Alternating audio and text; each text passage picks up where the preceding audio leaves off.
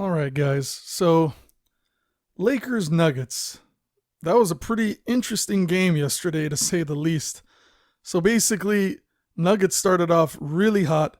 I mean, they were absolutely dominating the Lakers. It was as if Lakers had taken a much longer break than the Nuggets had, even though they both pretty much had the same time off. If anything, Lakers actually just had one day less of a break because their last game against the Warriors was about the day after the Nuggets had actually played the Suns.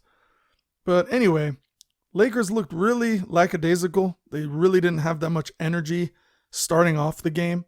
I mean, even in the first quarter, I think Jokic had some numbers that could be somebody's complete closing game.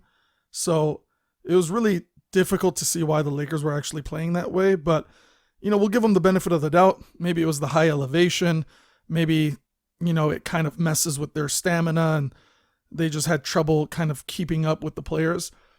But all of a sudden, as soon as things kind of took a turn sideways, now the Lakers started playing really nice. Darvin Ham put up Rui Hachimura on Jokic, and it really stopped him from kind of playing his normal pace of game.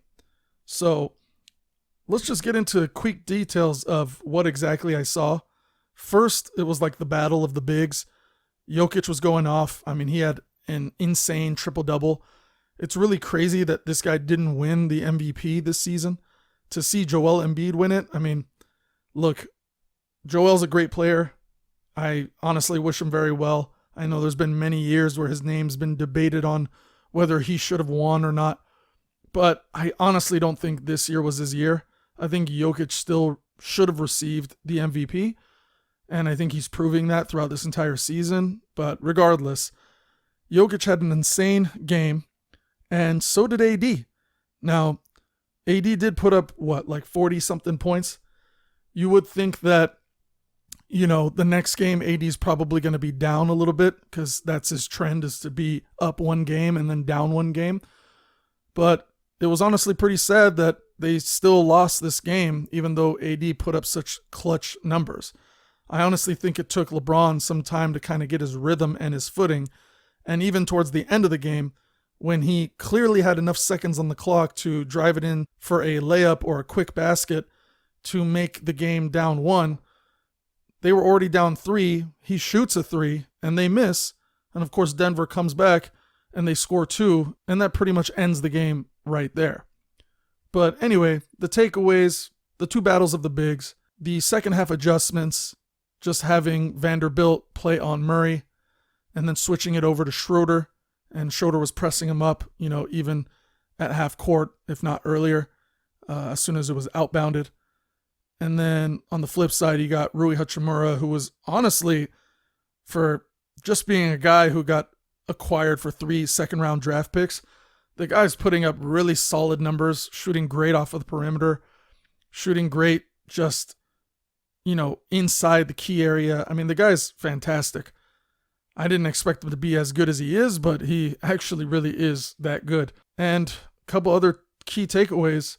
If I were the Denver Nuggets, and I got a lot of respect for this team, I'd be a little concerned because there were so many moments in the game where, the referees will do what they do, maybe put some calls in favor for the Nuggets or put some calls in favor for the Lakers, or even the opposite of that, not actually calling out the right calls. At the end of the game, Lakers pretty much caught up from a 20-point lead, 20-plus point lead, I think. And it was just crazy to think that they could catch up that much and Denver could have this much trouble defending them. I think Denver is more known for their offense than defense, and I think Lakers are more known for their defense than offense. And they do say that defense wins championships. So it is interesting, and I personally believe that the Lakers might steal this one. But even though this first game from the Denver Nuggets was absolutely perfect, I mean, it looked like they didn't even make one mistake, honestly, it was still a bad look that they could shoot as well as they did, almost complete 50% from beyond the arc. And the Lakers, who had a super sloppy first half, now all of a sudden come through in the second half and show how resilient they are, that they could bring it within 3 and potentially even win the game if LeBron had maybe just drove it to the basket and, they worked on their last point within the last few seconds. But nonetheless, there were some lucky plays in this game where Jokic and Jamal Murray had shot up some Hail-Maker shots, and they surprisingly went in. The first half, Lakers were out-rebounded tremendously to the point where it looked like AD wasn't even doing his job, and AD might have had a lackluster game, but in fact, he actually did do really good. We used to have KCP on the Lakers, and I know that, as great as he is a defender, he is a very streaky shooter. Some games he'll have amazing field goal percentages, and then other games he'll be super cold, maybe only like 4 points or something. But I think in the next game, if AD does put up the same kind of game that he should do, considering it's the playoffs, I think they crash the boards a little bit harder. I think KCP won't be as hot as he was first game. I think these Hail Mary shots don't necessarily go in. I think the Lakers actually turn up their defense in the first half and not just the second. And I think that the lack of rebounds would be accounted for. So, all in all, I think this series is going to be tremendous. I think it's the first challenge that Lakers actually have compared to some of the other teams that they played. This is no disrespect to Memphis Grizzlies or the Golden State Warriors, but let's be real. Both teams were depleted in some ways. Golden State Warriors didn't necessarily have a big man to challenge AD all that much.